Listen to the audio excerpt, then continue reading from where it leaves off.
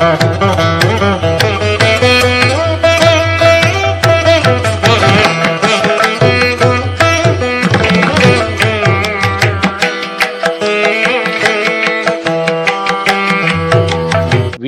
మహానగరమునందు ఎన్నో ఏళ్ల క్రితం మహామహిమానితులు శ్రీ వీరబాబు స్వామిగా అవతరించి భక్తుల కోరికలు తీర్చు ఉన్నటువంటి శ్రీ వీరబాబు స్వామి వారు 1910వ సంవత్సరమున సామా వెంకటరంగం దంపతులకు పరమేశ్వరుని కృపా కటాక్షం వలన చక్కని తేజస్సు కలిగి సూర్యబింబం వంటి ముఖవర్చస్సుతో అవతరించినారు. పరమేశ్వరుని ప్రసాదమైనటువంటి ఆ స్వామిని అల్లారు ముద్దుగా పెంచుకొనిచున్నారు. వెంకటరంగం బెజవాడ వయసుల్లో ప్రముఖుడు, సంపన్నుడు అగుట చేత ఆ స్వామి 4వ జన్మదిన వేడుకలు ఘనంగా నిర్వహించి తలచి ఆ స్వామిని నిలువెల్ల బంగారంతో అలంకరించారు. సాయంత్రం పేరంటమైన తర్వాత అకస్మాత్తుగా పిల్లవాడు మాయమయ్యాడు. ఆ కుటుంబంలో వారంతా ఎంతో భయాందోళనకు గురయ్యారు. ఆ రాత్రికి రాత్రి పని మనుషుల్ని పెట్టి ఊరంతా వెతికించారు. స్వామివారి జాడ తెలియలేదు. భగవంతుని సృష్టి విశేషం చేత అదే రోజు రాత్రి Bezawada sub judge Charles Williams దొరకు ఒక స్వప్నం వచ్చింది. ఆ స్వప్నంలో సూర్య తేజస్తో బంగారు వర్ణం కలిగిన ఒక పిల్లవాడు కనిపించి, ఫలానా ఆడ మనిషి తన నోట్లో గుడ్డలు కుక్కి పీక పిసికి చంపేసిందని, తన ఒంటి మీద బంగారు నగలన్నీ మరో స్త్రీ స్థాయంతో ఆవరించి తనను ఒక చోట పాతి పెట్టిందని రోధిస్తూ చెప్పాడట. మరనాటి ఉదయమే ఫిలిప్ దొర పోలీసులను పిలిపించి తన స్వప్న వృత్తాంతం వివరించాడు. అప్పటికే కిడ్నాప్ కేసు రిజిస్టర్ చేసుకున్న పోలీసులు ఎంతో ఆశ్చర్యపోయారు. వెంకటరంగం గారింట్లో అనుమానించదగిన వ్యక్తుల్లో ఇంటి పని మనిషిని దొర ముందు హాజరుపరిచారు. ఇక్కడ విచిత్రమేమనగా విలియమ్స్ దొరకి కలలో కనిపించిన స్త్రీ ఈ పని మనిషి ఒక్కరే అని ఆయన చెప్పగానే పోలీసులు కస్టడీలోకి తీసుకొని విచారించగా నిజాన్ని ఈ విధంగా చెప్పింది. ఆ రాత్రి అందరూ స్వామివారి జన్మదినోత్సవ సంబరాల్లో ఉండగా అలవాటైన ఆయమ్మ రమ్మని పిలవగా పిల్లవాడు ఆయమ్మ దగ్గరికి వెళ్ళాడు.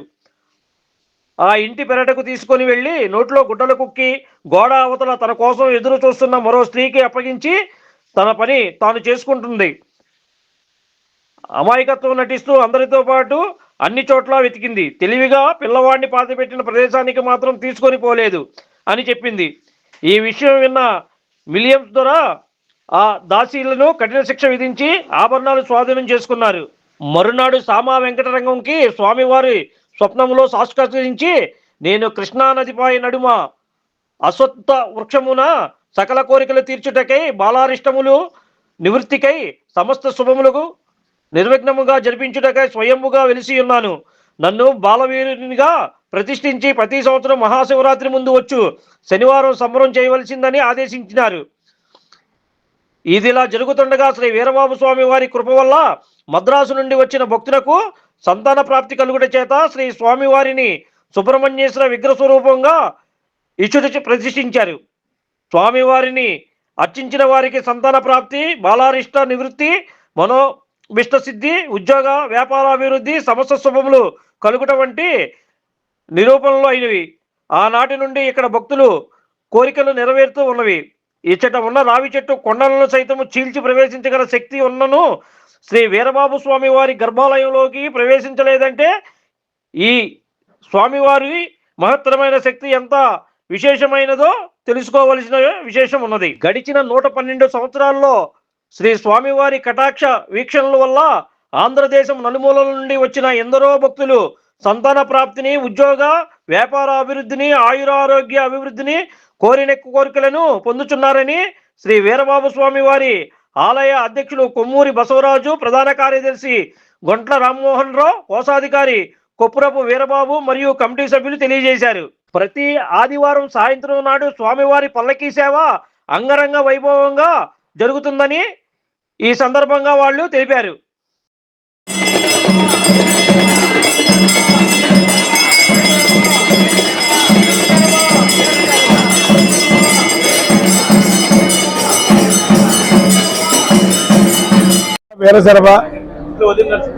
సర్వసర్భ వీరసర్భ ఈ వీరబాబు స్వామి దేవస్థానం 120 సంవత్సరాల నాడు స్వయంభుగా వెలిసి ఉన్నారు.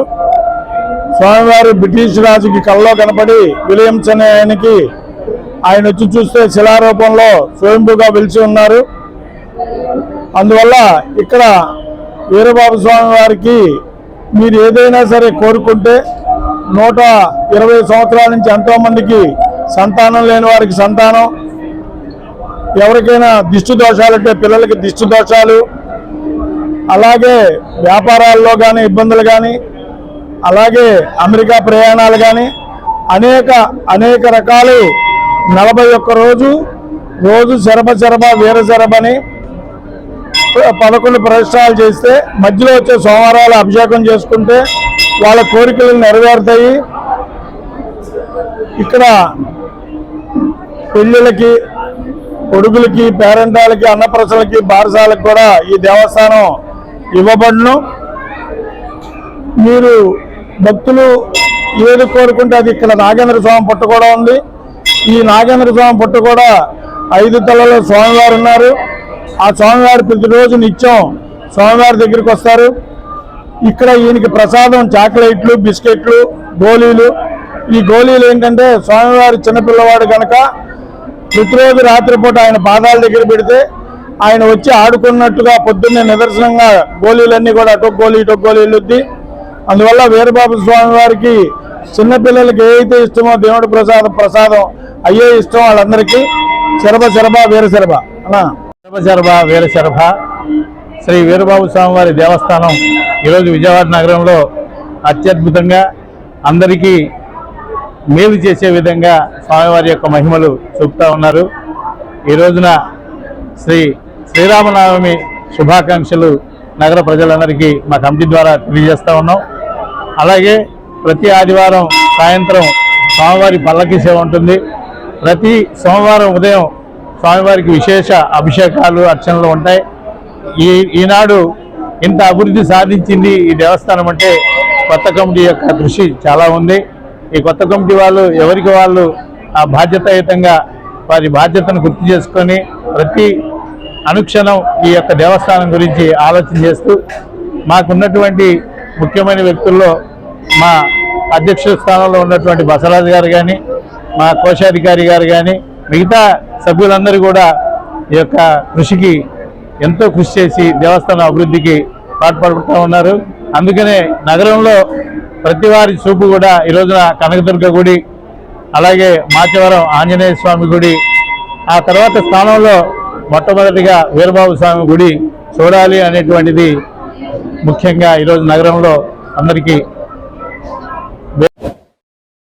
Like, subscribe and press the bell icon for new updates.